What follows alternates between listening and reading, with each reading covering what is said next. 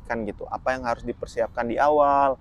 Gimana untuk kita menyusun esai atau segala macam? Kira-kira apa tipsnya nih? Pesan terakhir, bukan pesan terakhir, maksudnya pesan Siap. penutup. Kuliah luar negeri itu bukan tujuan, tapi Betul. jalan untuk mencapai tujuan. Dian. Dadah. Oke. Kalau tipsku sebenarnya keywordnya satu, ikigai. Apakah mau lanjut kerja atau mau lanjut studi lagi atau gimana?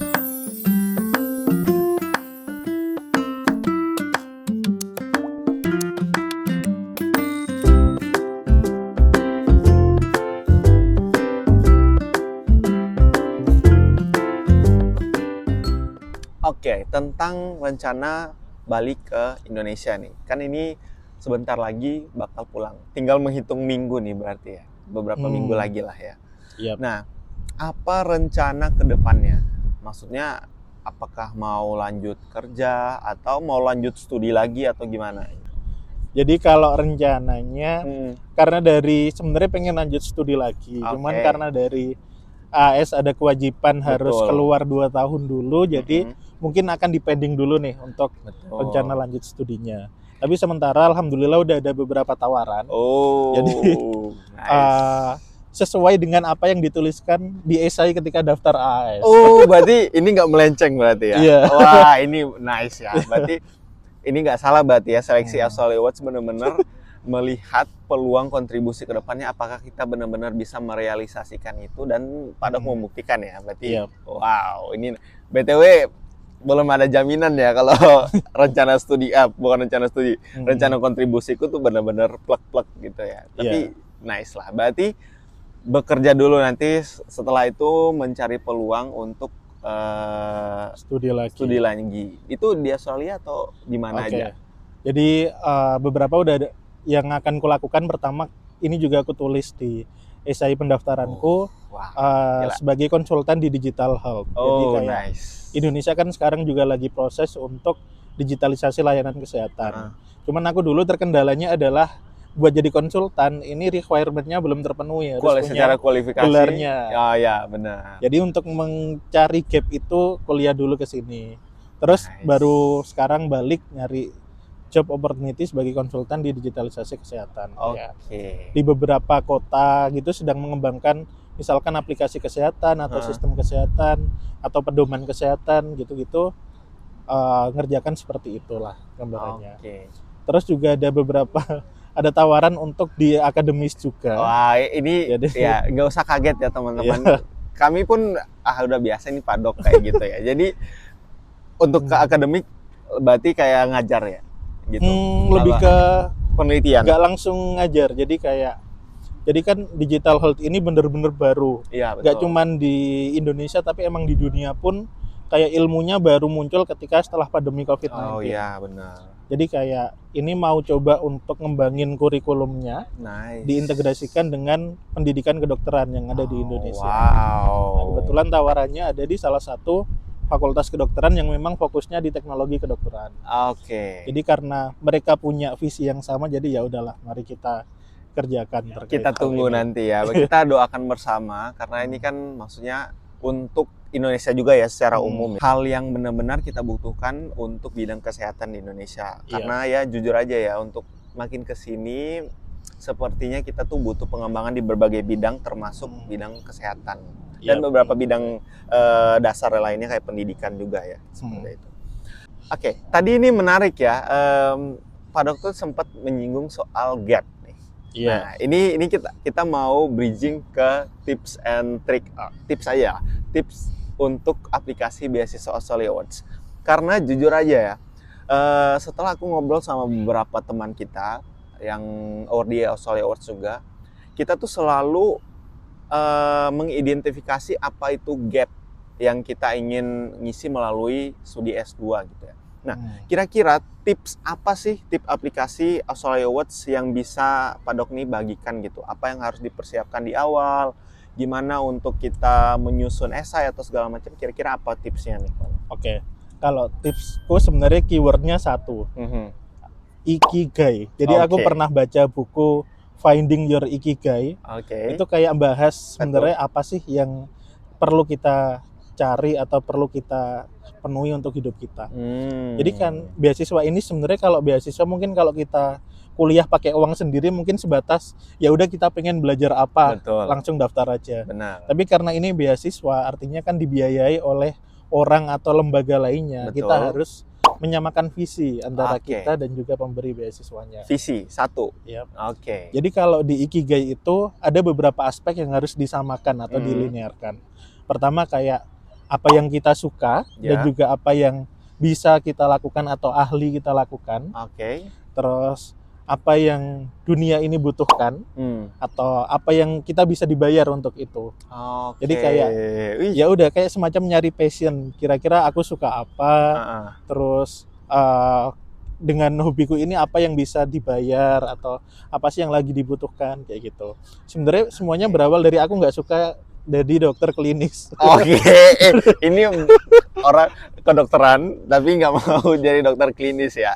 Tapi tetap di bidang kesehatan ya ini. Iya. Kayak aku sebenarnya suka untuk ke arah ilmu public health. Cuman dan juga health management. Cuman makin ke arah sini aku mikirnya lulusan public health sama health management ini udah banyak banget. Jadi perlu nyari unique value di bidang itu. Nice. Terus karena sekarang lagi gencar-gencarnya teknologi, transformasi teknologi, gencar-gencarnya AI, jadi akhirnya memutuskan untuk ke arah digital health. Gitu. Ini jujur ya, ini nggak mudah ya untuk mencari apa yang menjadi apa tadi ikigai itu ya tadi. Iya, ikigai. Soalnya jujur aja aku nggak kepikiran sedalam itu ya. Maksudnya kayak apa yang kita suka, apakah ini bisa diuangkan, apa segala macam gitu kan. Aku nggak tahu ya. Maksudnya orang cara untuk nyampe ke situ tuh gimana? Kalau aku ya, ini mungkin sedikit perbandingan ya. Kalau aku kemarin melihatnya kayak di pekerjaanku, ini kebetulan pekerjaan sebagai PNS gitu. Ini apa sih yang bisa aku lakuin gitu? Nah, aku kepikiran ini bisa dilakuin ini, tapi ternyata aku nggak punya skill setnya.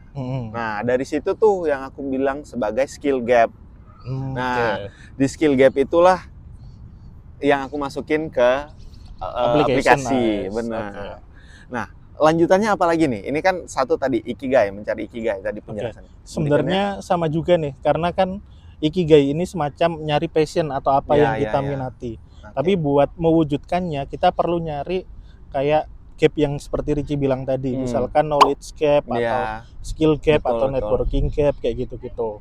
Dalam posisiku, setelah mencari ikigai tadi, aku tuh sebenarnya kayak coba untuk ikut volunteering, ikut magang di bidang digital health kayak gitu-gitu. Oh ya, bentar aku potong ya. Berarti ini bukan ujuk-ujuk kepengen beasiswa doang ya? Bukan, ada prosesnya. Nah, ini dicatat ya, Nah, soalnya beberapa kali aku kan melihat beberapa aplikasi dan aku tanya, ini masalah apa yang ingin kamu selesaikan segala macam, dan mereka itu nggak bisa ngejelasin. Iya. Karena tujuan mereka tuh cuma pengen kuliah ke luar negeri, hanya itu. Nah, kira-kira gimana itu Pak Dok kalau yang kayak gitu? Bener sih kata Richie, kayak kuliah luar negeri itu bukan tujuan, tapi jalan untuk mencapai tujuan. Nah, pastikan tujuannya itu apa gitu, yang lebih besar dari kuliah di luar negeri. Yang paling penting kadang-kadang kita kayak menjadikan itu tujuan akhir, sementara sudah kuliah nggak tahu nih. Ya udah aku lulus mau ngapain, kayak bingung akhirnya. Dan kayak penyeleksi bisa melihat itu nggak sih? Iya, bisa banget. Apalagi kan ini beasiswa kan. Iya. Mereka nggak mungkin dong mau investasi bodong ke orang yang nggak tahu kedepannya mau ngapain. Dan itu pas wawancara pasti bakal kelihatan banget sih. Maksudnya kalau kita tuh nggak ada persiapan terkait tujuan kedepannya atau masalah apa yang ingin kita selesaikan. Mungkin mirip-mirip kayak Richie tadi ya. Kalau Richie kan dari PNS. Betul. Penganalisisnya dari kerjaan yang di PNS tadi. Betul. Ada apa yang bisa diperbaiki. Kalau aku kan dari open kategori, literally dari nggak ada sangkut pautnya pemerintah. Ya betul. Nah, kalau di open kategori sebenarnya aku kayak nyari semacam magang atau volunteering dan kontribusi apa yang bisa aku lakukan. Waktu itu aku kayak semacam volunteer dan juga jadi asisten konsultan di resource centernya Kemenkes yang fokusnya ke kayak semacam pusat data untuk transformasi kesehatan digital. Jadi untuk semua transformasi kesehatan, sumber informasinya dari platform yang aku bantu itu, yang aku kelola itu. Oke. Nah dari situ untuk melangkah lebih lanjut nih buat jadi konsultan, ada bariernya, aku harus punya gelar master. Kualifikasinya ya. Iya. Oke. Jadi kayak sekalipun aku berusaha sekeras apapun, ya nggak akan bisa ini kalau misalkan nggak ada master. Iya benar ya, maksudnya tetap mereka mikirnya kayak ya ini gelarnya gimana, kualifikasinya gimana kan kayak gitu ya. Walaupun mungkin Pak Dok udah punya pengetahuannya, secara pengetahuannya udah ada, tapi mereka kayak di atas kertasnya itu butuh juga kan ya. Dan itulah makanya kenapa kok memutuskan untuk kuliah master. Dan itu pun akhirnya akan sangat bermanfaat ketika proses seleksi. Jadi kayak nanti akan ditanya-tanya, kita udah lebih paham nih, udah tahu kondisi lapangannya, termasuk juga ketika kuliah. Jadi kita nggak kosongan ketika kuliah. Iya kan, ini nggak tahu ya di tempat Pak. Kalau di kelasku itu rata-rata kayak kita tuh hampir setiap perkuliahan tuh ada studi kasusnya lah kayak gitu. Jadi kayak misalkan kasus di negara ini atau kasus di daerah ini gitu. Nah itu dihubungkan sama materi perkuliahan. Nah, kalau kira di Pak Dok ada kayak gitu juga kayak? Sama. Jadi kayak misalkan di sini untuk implementasi virtual care-nya seperti apa. Sementara kalau aku di Indo seperti ini, temanku misalkan di Malaysia seperti ini, di Singapura seperti ini, di Taiwan seperti ini, di Cina seperti ini, kayak gitu-gitu. Jadi kayak kita bisa melakukan komparasi. Gitu. Dan terakhir nih terkait tips untuk menulis esai. Tips secara khusus esai ya. Tadi kan untuk kita bagaimana memulai. Nah sekarang di esainya nih, kira-kira apa nih yang kita harus lakukan di esai? Jadi mungkin sama kayak teman-teman awardee lainnya, kalau aku saranku sih cari benang merahnya. Benang merah esai ini. Jadi kan esai AS itu ada beberapa kolom yang harus diisi nih. Benar. Itu harus nyambung antara form isian satu dengan yang lainnya, section satu dengan section lainnya. Kayak misalkan tentang background diri, ya udah jelasin background dirinya apa dan relevansi dari background itu ke arah jurusan yang dituju atau diminati. Terus kayak misalkan rencana lanjutnya juga harus ada relevansi sama jurusan. Jadi semuanya istilahnya kalau digabungin tuh nyambung semuanya, connect. Karena kan misal ini kan karakternya terbatas juga ya. Maksudnya kalau kita semua naruh hal-hal yang kita pikirin nggak cukup kan. Berarti kita harus bisa memilah prioritas mana yang mau kita tonjolkan, dan yang kita tonjolkan itu benar-benar berhubungan sama isu yang kita angkat gitu ya. Sekarang ini misalkan ya mereka ini udah tahu mau mulainya gimana, terus ini nanti mau dekat-dekat pendaftaran, atau mungkin ada yang masih mau daftarnya ke periode berikutnya, ada jeda nih. Ini kira-kira apa yang harus mereka lakukan ketika harus jeda dulu nih, atau mungkin di aplikasi sebelumnya mereka gagal, gimana nih? Kalau saranku sih langsung dicoba secepatnya, karena apa ya, aku mengenal istilah growth mindset. Jadi ketika kita gagal itu bukan berarti kok kita gagal semuanya, tapi kita udah naik satu tingkat mendekati ke arah hasil yang kita pengen nih. Nah ketika gagal itu kadang-kadang rata-rata teman-teman kayak ya udahlah emang aku nggak takdirnya di sini, nggak apa-apa, aku nggak usah nyari lagi. Tapi bagi beberapa orang ada yang aku masih kurang di sini loh, aku masih bisa memperbaiki ini. Jadi dia mengevaluasi diri ya. Iya, gitu. Evaluasi dan coba lagi. Dan mungkin kalau teman-teman cari banyak sih maksudnya mungkin beberapa ada yang one shot langsung lolos, tapi mayoritas ada juga lebih banyak yang udah coba berkali-kali baru ini. Kalau aku percobaan kedua. Jadi kalaupun gagal ya normal, nggak ada masalah. Kalau aku sendiri sebenarnya bukan one shot juga maksudnya. Gimana tuh? Jadi aku sudah nyoba untuk beasiswa lainnya. Yang lain ya. Yang lain. Cuman ini percobaan ketigaku. Dari beasiswa A, beasiswa B, terus rezekinya di beasiswa C, Australia Awards. Gitu. Nice. Oke, sebenarnya udah semua sih. Ini topiknya udah kita bahas semua. Tinggal pesan untuk teman-teman yang nonton ya. Jadi kan ini banyak kemungkinan besar yang nonton ini adalah pemburu beasiswa gitu. Sebenarnya tadi udah bagian closing statement ya.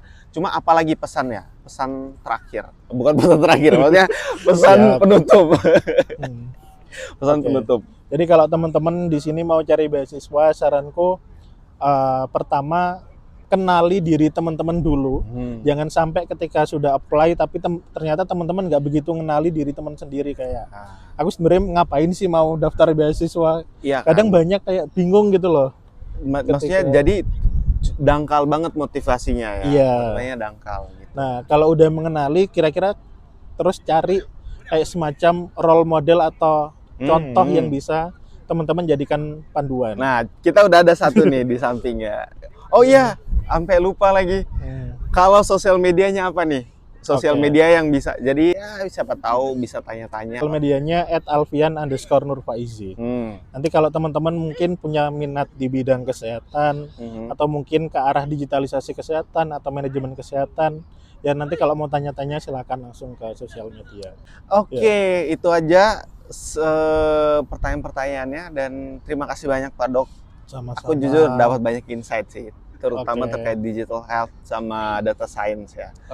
Oke, kita doakan bersama apapun rencana ke depannya, sukses selalu. Amin. Dan kita akan menantikan kabar kesuksesan dari Pak Dok. Amin. Amin. Oke. Yeay.